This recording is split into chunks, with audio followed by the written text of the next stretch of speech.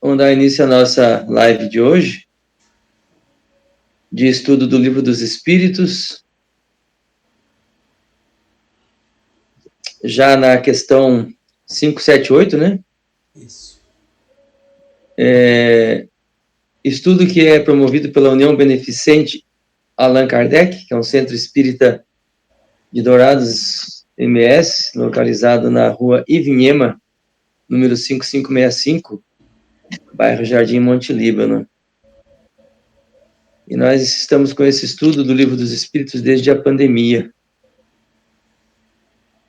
Então, hoje, mais uma sessão de estudo. Vamos iniciar buscando mais conscientemente a harmonização com a espiritualidade benfeitora, que certamente ampara esse tipo de trabalho, nos acompanha, nos estimula a esse tipo de prática e nos intui para a boa compreensão das questões, das respostas do Livro dos Espíritos, que é o nosso recurso de estudo. Agradecemos, obrigado, benfeitores, obrigado, Pai Celestial, por mais essa oportunidade, por esse momento, pelas condições de estarmos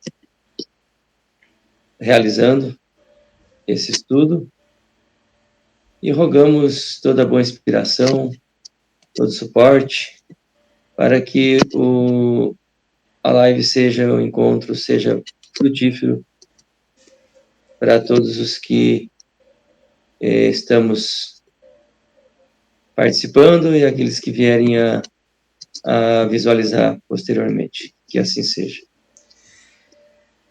Ok. Que assim seja. Então, hoje nós estamos na nossa live de número 115, no capítulo 10, do mundo espírita ao mundo dos espíritos, a parte segunda do Livro dos Espíritos. E nós já estamos avançando nesse capítulo. Nós estamos na questão número 578. Nesse capítulo ele vai dar até a 584, né? Começou na 558. Então vamos para a questão de hoje, dia 13 de fevereiro de 2025. Quer fazer a leitura? Como é que nós vamos fazer? Estamos só nós dois? Acho que vamos se revezando para não ficar só uma voz, né? Então tá, combinado. Questão 578. Poderá o espírito, por própria culpa, falir na sua missão? Sim, se não for um espírito superior. Que consequências lhe advirão de sua falência? Terá de retomar a tarefa. Essa é a sua punição. Também sofrerá as consequências do mal que haja causado. É uma pergunta bem em cima da lógica, né? Rigorosa. Claro que o espírito pode falir, mas já deu uma ressalva. Tem espíritos que não vão mais falir. Se for um espírito superior que estiver reencarnando, não vai mais falir. Nem precisamos falar de Jesus, né? Podemos falar de outros que reencarnam e não vão falir, porque já estão muito elevados na firmeza de conhecimento, de escolha, de vontade para fazer o bem. As consequências da falência é se manter ainda no grau que está, sem se adiantar e ter que retomar dali para frente. Quer dizer, terá que retomar a tarefa de onde estava no início da reencarnação, que não teve êxito, né, que não avançou. Essa que é a punição desse espírito que faliu. sofrerá as consequências do mal que haja causado. Então, se nessa falência não foi só em não fazer aquilo que estava previsto, que tinha se proposto, mas ainda tiver causado mal às pessoas, naturalmente, né, obrigatoriamente sofrerá as consequências desse mal, porque, entendo, este mal fica impregnado no aparelho mais sutil do espírito, no perispírito, e segue com ele, causando sintomas, digamos assim, né? Causando mal-estar, peso, que precisam ser superados com o trabalho. Um trabalho no bem, com estudo, com esclarecimento, com o exercício da vontade em outra direção, contrária àquela que foi dada naqueles pontos onde esse espírito causou o mal a outrem.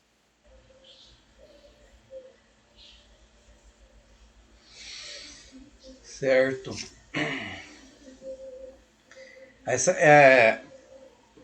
Essa questão aqui, ela pode ser ilustrada, né?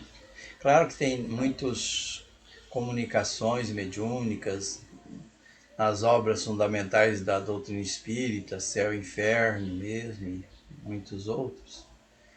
Mas mais recente até o que nós estamos estudando nos Missionários da Luz, os Mensageiros, traz alguns exemplos das consequências, dos compromissos, das programações reencarnatórias. E realmente, né, a pessoa que vem reencarnar, ele faz todo um planejamento lá no plano espiritual, e a maioria, né, diz André Luiz, a maioria não cumpre, né, inteiramente. Uns cumprem 20% do que se comprometeram, outros 30%, 50% já se afunila mais, né, bem menos. E aqueles que completam a sua missão, que cumprem na sua inteireza, né, que chegam lá como completista, que ele usa até o termo, que cumpriu com todos seus compromissos aqui na Terra. Né. Lembrando sempre que o maior compromisso é conosco mesmo, né, de nós nos melhorarmos, de nós nos reformarmos. Esse é o compromisso. Então, as provas, as expiações, o contexto aqui que nós encaramos, né, que às vezes tem até caminhos para a gente seguir, vários caminhos, né, várias rotas. Eu ouvi esses dias que poderia se comparar, acho que o Jorge Elahá, né, que fala que é como GPS, né, tem várias rotas. Você escolhe caminhos, né, para chegar ao mesmo destino. Então, mas desde que esses caminhos não causem danos, né, a outros, e que a gente esteja trabalhando o nosso aprimoramento. Né? Então, acho que é isso. Vamos para a próxima, 579. Vamos. Pois se é de Deus que o Espírito recebe a sua missão, como se há de compreender que Deus confie missão importante e de interesse geral a um espírito capaz de falir? É uma pergunta que tem muito a ver, né? Digamos, né, nós temos a questão do exemplo mesmo da própria doutrina espírita. A missão de Kardec era codificar a doutrina espírita. E se ele falhasse? A missão de cientistas que vieram, às vezes, de descobrir alguma coisa nova, né, que vem para contribuir para o avanço da humanidade, seja em qual área for. E se ele falhar, como é que fica? Né? Deus confiou a missão a uma pessoa que não tinha competência, capacidade de ir à frente. Mas vamos ver lá a resposta do Espírito de verdade. Não sabe Deus se o seu general obterá a vitória ou se será vencido? Sábio, crede, e seus planos, quando importantes, não se apoiam nos que hajam de abandonar em meio à obra. Toda a questão para vós está no conhecimento que Deus tem do futuro, mas que não vos é concedido. Então Deus sabe, né? Afinal é onisciente. Sabe que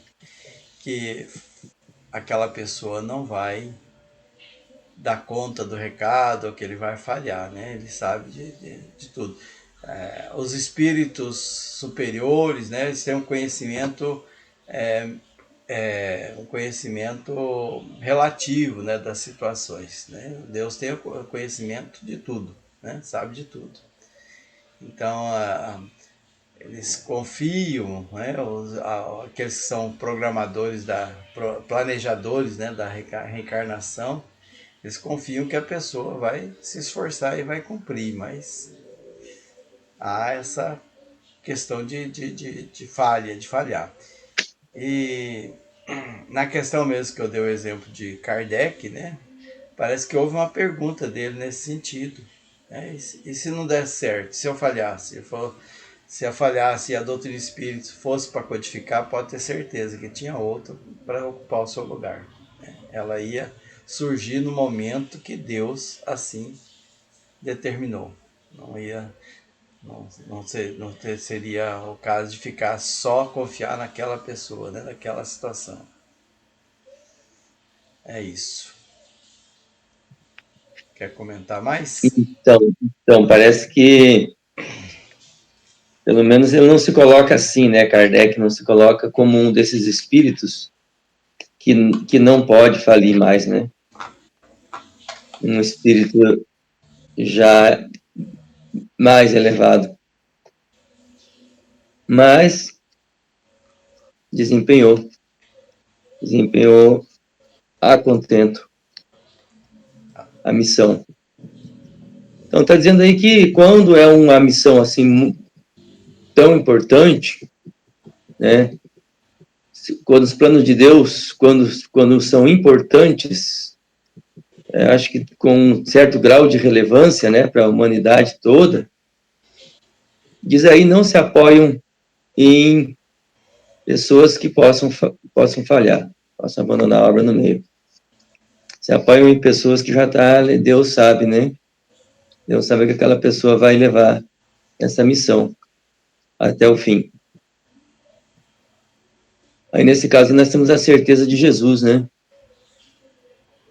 Isso. E Deus sabia muito bem que ele não ia falir, não ia falhar, não ia abandonar a obra, não ia fazer erros, equívocos, nem ia cometer equívocos, né? E ia seguir fielmente até o fim, conforme já se previa que ia acontecer, principalmente as coisas mais dramáticas que aconteceram, né? O tipo de morte que ele teve, o tipo de perseguição que ele sofreu. Enfim,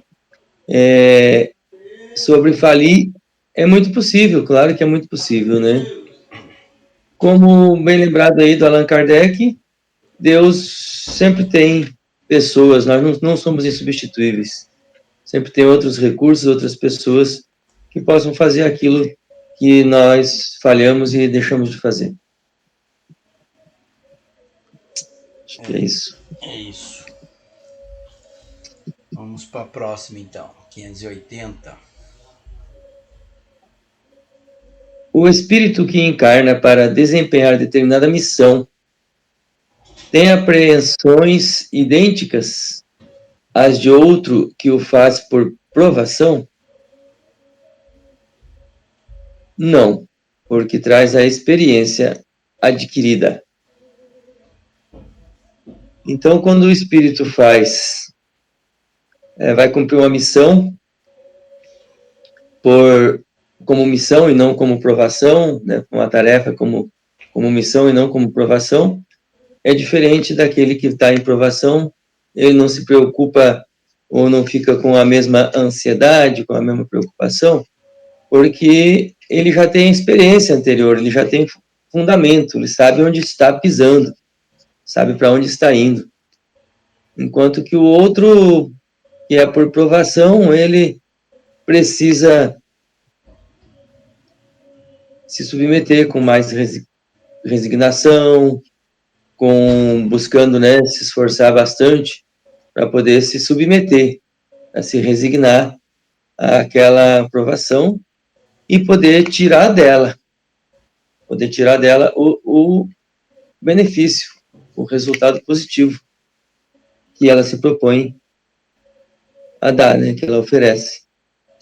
Que não é tão fácil quando é provação. É bem mais difícil. É mais ou menos o que acontece aqui, né, na Terra com determinadas profissões, determinados profissionais, né? Ele vai realizar alguma coisa, ele tem certeza que ele dá conta do recado e vai com aquela confiança, já tem experiência. Eu já realizei, eu já construí isso várias vezes, então sei como fazer, não vai ter problema, né? É aquele que sabe o que está fazendo. Já o que vem para a prova, no próprio nome já diz, né? Prova. Ele vai ser provado se ele realmente venceu aquela etapa. Prova que ele já avançou aquilo. Então ele pode ser reprovado, né? Pode falhar. Ele sabe disso. Então ele tem um certo temor. Agora, aquele que vem com a missão já, ele tem a certeza do resultado. É interessante, porque ele mal está terminando a missão, a tarefa, aquilo que ele estava fazendo, e ele já está em reprovação. Pois é. Ele já entra imediatamente em reprovação. Fazer cumprir prova novamente, cumprir de novo a mesma prova. Que é o nível que ele está, é o que ele precisa, é onde está agarrado, né? Precisa superar. Orlando chegou. Seu microfone ligou já. Seja bem-vindo, mano. Então vamos em frente. Questão 581. Certamente desempenham missão os homens que servem de faróis ao gênero humano e o iluminam com a luz do gênio. Entre eles, porém, alguns que se enganam, que, de par com grandes verdades, propagam grandes erros. Como se deve considerar a missão desses homens? Como falseadas por eles próprios. Estão abaixo da tarefa que tomaram sobre os ombros. Contudo, mister se faz levar em conta as circunstâncias.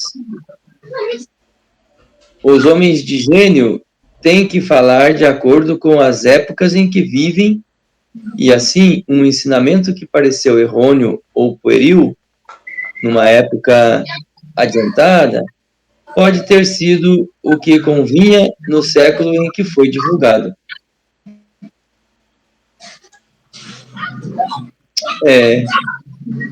Falando do homem de gênio quando se equivoca, né, com algumas coisas e ao mesmo tempo que faz coisas boas, benefícios para a humanidade, também provoca malefícios, né? E aí está dizendo que essas pessoas são pessoas que ainda estão bem falíveis, né? Bem falíveis, que se incumbiram de tarefas que não estavam assim tão preparadas para enfrentar. E aí, na hora de enfrentar, se equivocaram ou fraquejaram diante de tentações, que também pode acontecer, que o espírito esse gênio, ele não esteja errando por falta de consciência. Pode estar errando por falta de maturidade mesmo moral, né? E ele está falhando, ele está caindo em tentações e está dando maus exemplos, está fazendo coisas judiciais para aquelas pessoas a quem ele se propôs a dar condições de crescimento. É mais ou menos isso. Então, na pergunta até eu grifei ali, né, que se enganam, né? Eles se enganam. Uhum. E daí eles foram falseadas por eles próprios.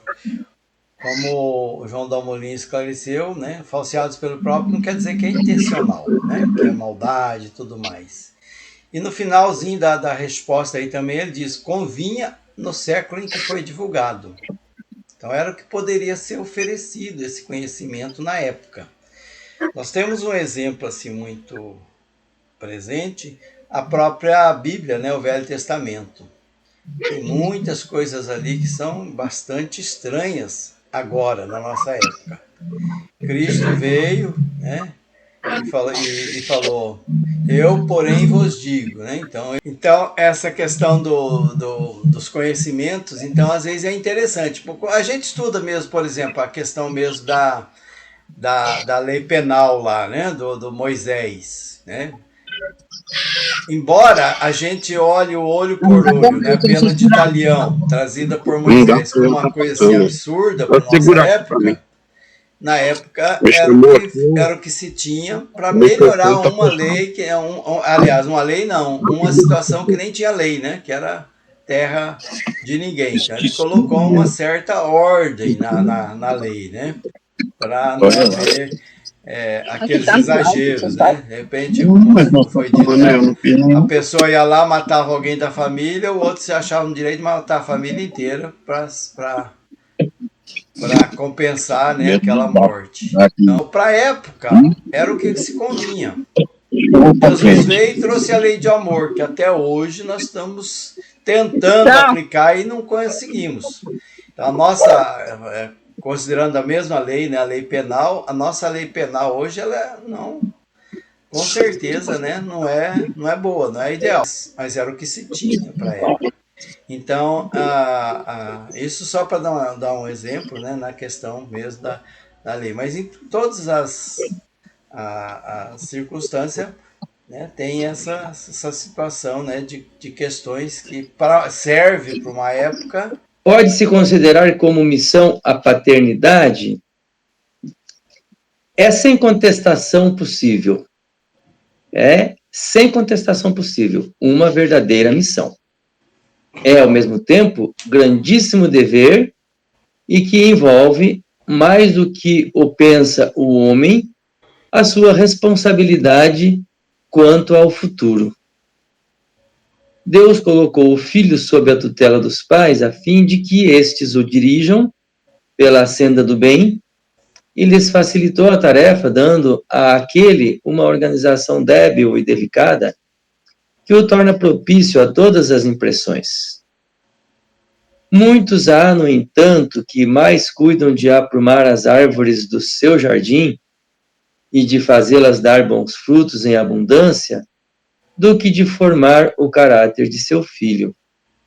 Se este vier a sucumbir por culpa deles, suportarão os desgostos resultantes dessa queda e partilharão dos sofrimentos do filho na vida futura, por não terem feito o que lhes estava ao alcance para que ele avançasse na estrada do bem.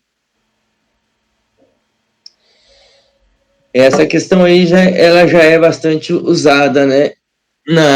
No Evangelho tem ela mais... Na área de família, na área de infância e juventude, para discutir, para esclarecer sobre a importância da missão, que é a paternidade, né? Que inclui pai e mãe. Paternidade aí no sentido genérico, né? Incluindo paternidade e maternidade. E bem interessante, porque diz que os pais são incumbidos da responsabilidade de educar, de ensinar, de direcionar para o bem esses espíritos, e que esses espíritos eles têm uma organização, vem com uma organização como nessa fase da infância e da adolescência, vem com uma organização bem propensa a receber impressões. Né? Uma organização débil, propensa a receber impressões. E aí os pais podem, então, ajudar, vendo, né, sendo necessário corrigir. Essa corrigenda está muito polêmica hoje em dia, né? Como se fazer essa corrigenda, porque nós estamos vivendo uma transição na compreensão, nos métodos, na forma de educar, na forma de direcionar, né, na forma de limitar também os nossos filhos de percorrerem ou proteger, de percorrerem os caminhos, se darem muito constantemente com os apelos que a sociedade oferece, que a sociedade hoje em dia apresenta muito esses apelos fortes para desvios, né, para vícios, e está bem polêmico isso, como se fazer.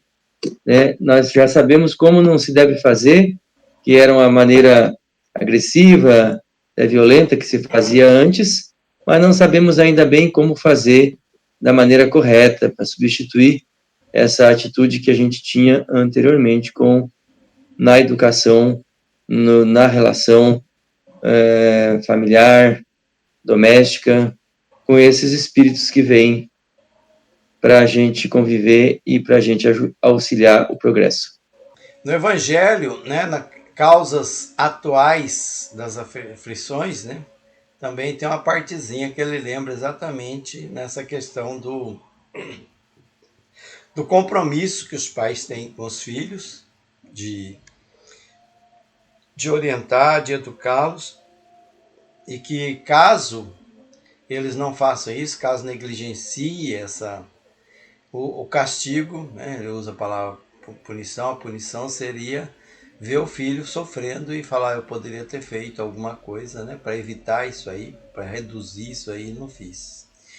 E ainda ele diz mais, se você fez tudo o que era possível na educação, tudo que você conhecia, e ainda assim não deu muito certo, pelo menos você vai ter a consciência tranquila, eu fiz o que pude, né, né? Então, a responsabilidade porque hoje, você que atua aí, conhece mais sobre, né, essa questão da psicologia, nós temos assim tantas situações estranhas, tantos transtornos, né, tantas psicose, tantas coisas esquisitas que envolve criança, adolescente e adulto, né? Pessoas que agem de forma assim mais estranha, né? Por mais que às vezes os pais dão exemplos assim muito bons, eles já trazem consigo algumas tendências, alguns transtornos, alguns desequilíbrios, e a gente às vezes não sabe como lidar, né? Esses TDAHs da vida, essas psicose, né, surtos que pessoas têm, né, seja adulto ou criança, e adotam comportamentos assim totalmente descontrolado. Mas aí o que a gente tem que considerar o que está no Evangelho, né, que a gente tem que fazer o que for possível, né? Cumprir é um dever, ele diz, é uma missão, é muito mais que isso, é um dever, de fazer isso. E às vezes o descuido está justamente nos primeiros anos de vida, né? Que lá ele diz ali, né? Organização débil e delicada, propício à impressão, né? Essa impressão pode ter esse caráter dúbio, né? De imprimir mesmo, né? De de colocar valores, né, lá na infância, com exemplo, com forma de tratar e tudo mais, né, que depois que eles se tornam adolescentes, a dificuldade é muito maior de se colocar alguma coisa, né, eles vão, já vão adotando comportamentos dele mesmo, seguindo a tribo, né, que é muito complicado, né? As telinhas da vida, né? As redes sociais, enfim.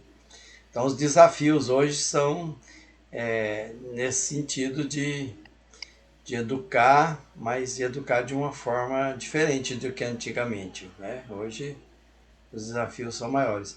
E Kardec, ele lembra bem, né? Numa passagem lá que ele fala sobre a educação dos filhos, já naquela época ele traz exemplos, e ele diz bem assim, que os pais, né, deveriam ter um curso. Ele até cita um exemplo. Como tem um curso de direito, né, na área de direito, ele fala justamente o direito. Né, deveria ter um curso para pais. Né, porque a gente às vezes não sabe como fazer. Né, então, a gente deveria pesquisar mais, né, se envolver mais nessa questão do aprendizado de como educar, né, como receber essa criança, que às vezes a gente peca muito por ignorância, porque não sabe como lidar com a situação. E tem exemplos, tem filmes, né, que tratam disso aí, né, comportamentos estranhos, né.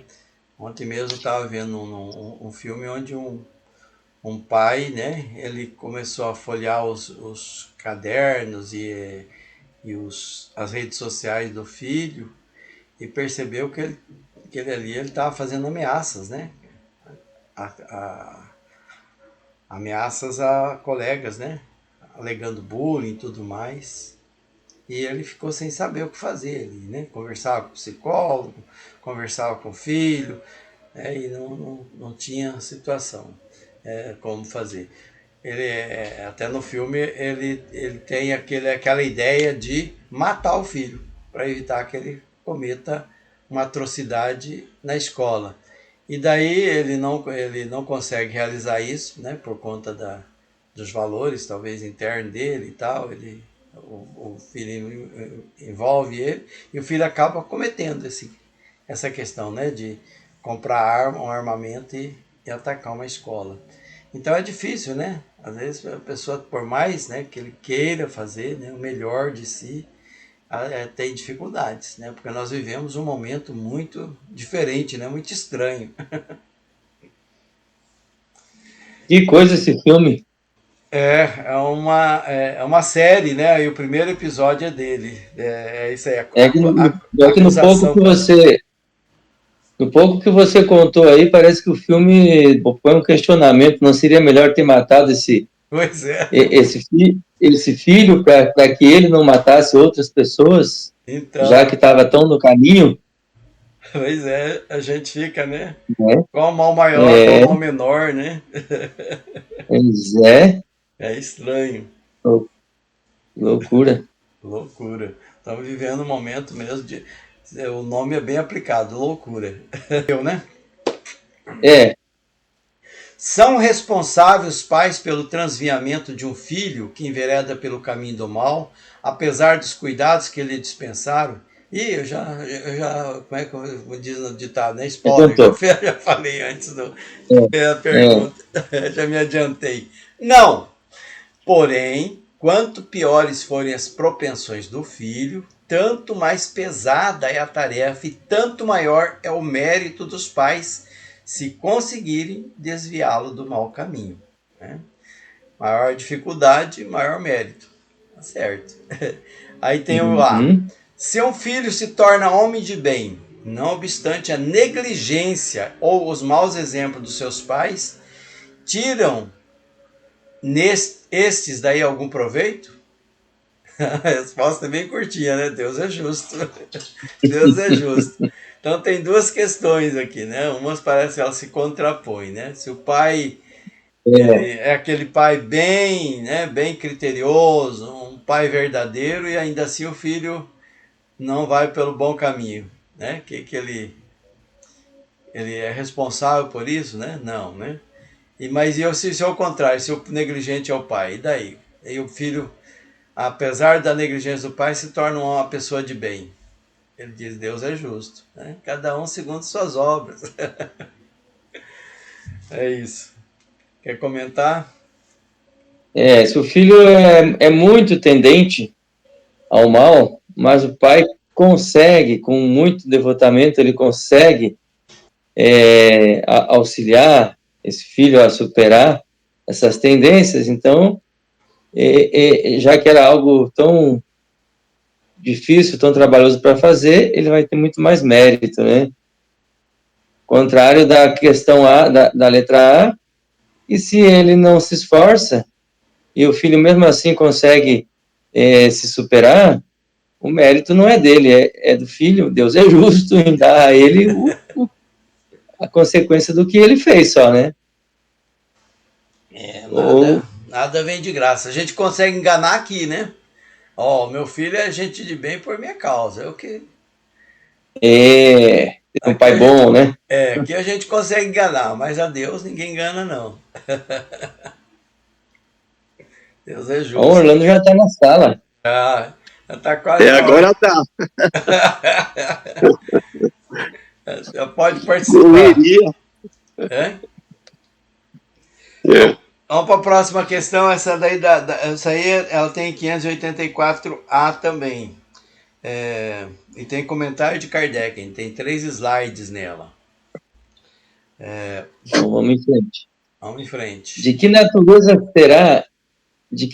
será a missão do conquistador que apenas visa satisfazer a sua ambição e que, para alcançar esse objetivo, não vacila ante nenhuma das calamidades que vai espalhando? Que natureza será a missão, hein? Essa missão. As mais das vezes não passa de um instrumento de que se serve Deus para cumprimento de seus desígnios, representando essas calamidades, um meio de que ele se utiliza para fazer que um povo progrida mais rapidamente. Talvez um exemplo seria a agressão à natureza para ter maior lucro ou para implantar alguma coisa aqui, né? Ou então, olha, eu acho que a invasão de um país também, né? Mortes, será que é isso? Eu acho que ele está falando genericamente. Respondendo genericamente, quando isso acontece, que um conquistador, por exemplo, Hitler, ele era também um conquistador, né? Queria dominar, queria impor tudo. Eu acho que se enquadra também aí, né? Difícil de compreender. Sim. Né? Como que Deus permite, qual a utilidade, né? Qual a evolução mais rápida ou que foi provocada, né? Pela reação a tudo que ele fez, a tudo que ele promoveu, o Hitler. Mas certamente ali mostrou algo assim muito sério que a humanidade precisava muito olhar para se tornar realmente firme de que não ia mais se repetir.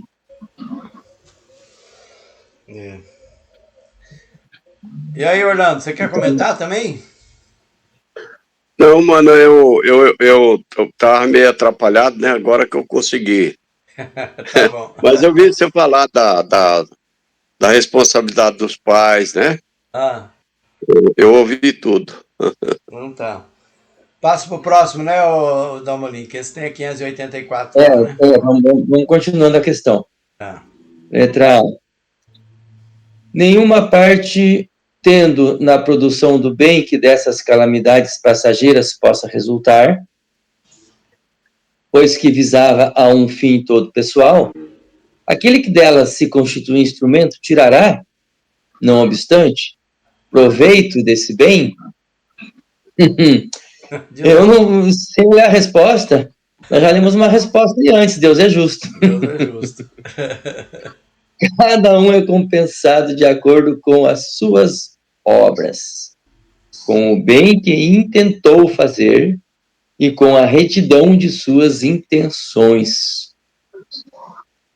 Então, cada um é compensado pelas suas obras, pelo bem que intentou fazer.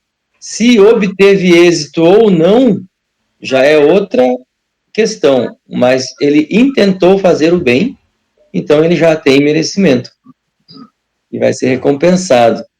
E aquilo que vier de bom do mal que ele fez, como reação, como aprendizado, como lição da sociedade, né, como resposta das pessoas, não cai positivamente na conta dele, porque ele agiu de outra maneira, né?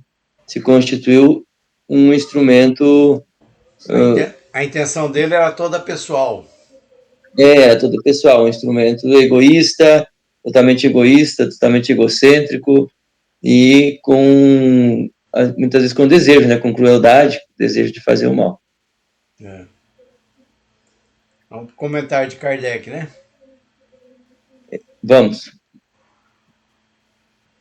Então, o comentário de Kardec é a questão. Os espíritos encarnados têm ocupações inerentes às suas existências corpóreas. No estado de erraticidade ou de desmaterialização, tais ocupações são adequadas ao grau de adiantamento deles. Uns percorrem os mundos, se instruem e preparam para a nova encarnação. Outros, mais adiantados, se ocupam com o progresso, dirigindo os acontecimentos e sugerindo ideias que lhes sejam propícias. Assistem os homens de gênio que concorrem para o adiantamento da humanidade. Outros encarnam com uma missão de progresso. Para frente. Precisa andar para ver, porque ele está fazendo um raciocínio. Outros tomam sob sua tutela os indivíduos, as famílias, as reuniões, as cidades e os povos, dos quais se constituem os anjos guardiães, os gênios protetores e os espíritos familiares. Tomam sob sua tutela, né? Indivíduos, famílias. Outros, finalmente, presidem aos fenômenos da natureza, de que se fazem os agentes diretos. Os espíritos vulgares se miscuem em nossas ocupações e diversões. Os impuros ou imperfeitos aguardam, em sofrimentos e angústias, o momento em que praza a Deus proporcionar-lhes meios de se adiantarem. Se praticam o mal, é pelo despeito de ainda não poderem gozar do bem. É o fim aí? Eu achei até que ele estava indo por uma...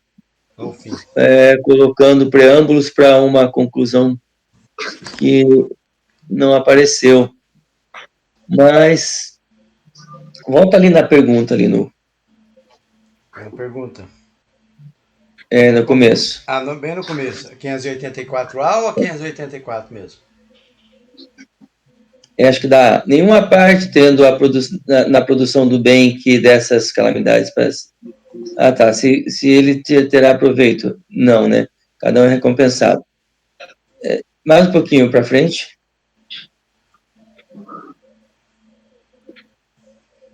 Os espíritos encarnados têm ocupações inerentes às suas existências corpóreas. E falou que os desencarnados também têm. Também têm ocupações inerentes ao estado em que eles se encontram, né, que são de acordo, que fazem parte do momento, do grau de evolução, né, das possibilidades evolutivas que esses espíritos têm. Mas aí colocou vários tipos de espíritos com vários tipos de ocupações, vários perfis de espírito, inclusive esses espíritos levianos, né, esses espíritos que, foi outra palavra que usou ali, não é levianos, que se imiscuem nas nossas diversões, em tudo que a gente faz, né? Porque os impuros, os imperfeitos, vulgares. Os vulgares se miscuem em nossas ocupações e diversões. Então, interessante, né, a colocação aí, como é que é a interação e como que é a natureza da ocupação de cada espírito, de acordo com o que ele já conquistou, com o que ele já é, né, na vida material aqui terrena, na vida corporal, mas também os espíritos que estão desencarnados, que estão vivendo como espíritos, vivendo a vida espírita. Eu penso que Kardec aí fez um resumo, né, do capítulo, porque aí é o final, né, a última pergunta do capítulo. Ah, certo. Aí por isso que ele colocou os encarnados e os desencarnados, né? Para mostrar que as coisas não mudam muito, não. Depende sempre da nossa evolução, né? Certo. Então é isso, bem interessante, mas acho que tá bem claro, né? Como que cada espírito contribui da sua forma, uns parecendo que vieram para atrapalhar, outros parecendo que vieram para ajudar. É. Mesmo aqueles que atrapalham, ajudam, né? Sem querer, né? Sim. Sim. Deus sempre faz do que é um aparente mal para nós uma coisa boa. Então, com essa questão, encerramos o capítulo 10. Agora nós vamos para o capítulo 11. Você quer comentar, Orlando? Esse capítulo, Eu estava ouvindo aqui, achei muito correta a colocação, né? É a evolução, né? Aí a gente fala assim, a evolução tem um livro até que fala evolução em 2 mundos, né? É a evolução, tanto aqui quanto no mundo espiritual, né? Sim. De uma certa forma, a gente está muito ligado ao mundo espiritual também, porque nós somos de lá. Isso. Somos viajantes do tempo. Está corretíssimo. Nós estamos já faltando 4 minutinhos para o término, né? Só lembrando, então, que no próximo nós vamos no capítulo 11 dos 3 reinos. E aí, nesse capítulo 11, tem os minerais e as plantas, os animais e o homem, e metempsicose. Um nominho diferente. Tá? Aí eu devolvo a palavra pro João ou pro Orlando? João. Eu fiquei na dúvida. O João, ele começou. Então, mais uma live concluída. É o momento da gente finalizar. Aí, como eu fiz a abertura e a oração inicial, eu passo para qualquer um de vocês dois fazer, né, que estiver se sentindo mais aí inspirado, fazer o agradecimento final aí. Mestre amado Jesus, mais uma vez estamos chegando ao finalzinho dos nossos estudos, né, do Livro dos Espíritos. É muito gratificante, Senhor, esta oportunidade que nós temos. E também aproveitamos para agradecer, porque nós recebemos. Cada live que se faz é um aprendizado que a gente assimila. Então, nós temos que agradecer, porque o aprendizado, ele nos promove, deixa a nossa vida mais leve, faz a gente compreender o porquê que estamos aqui, qual é a nossa tarefa, a nossa missão. Então, é muito importante. Que Deus e Jesus nos ampare a todos. Senhor, tem tantos pedidos para fazer pelos doentes, pelos enfermos. Gostaria de pedir pela dona Diva, seu Roberto, que já vive vida espiritual. Pedir também pela dona Silvia, que desencarnou ontem. A Beth está bastante triste, né? E, aliás, esse é até um dos motivos de a gente se atrapalhar todo, porque a gente tentou abrir, mas nós não conseguimos abrir em tempo, né? Então, que Deus e Jesus nos ampare, ampare a família, dê força, coragem para aqueles que têm que segurar essa ponta, como eu também já passei por isso. e sei como que é. Já aproximando também de mais um final de semana, que Deus e Jesus nos abençoe e nos proteja a todos. Pai nosso que estais nos céus, santificado seja o teu nome, venha a nós o teu reino, seja feita a tua vontade, assim na terra como nos céus. Pão nosso de cada dia nos dai hoje, Senhor, perdoai as nossas dívidas, assim como perdoamos aos nossos devedores.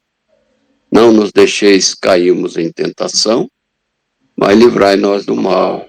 Amém. Que Deus e Jesus permita com que na próxima semana nós estejamos todos juntos.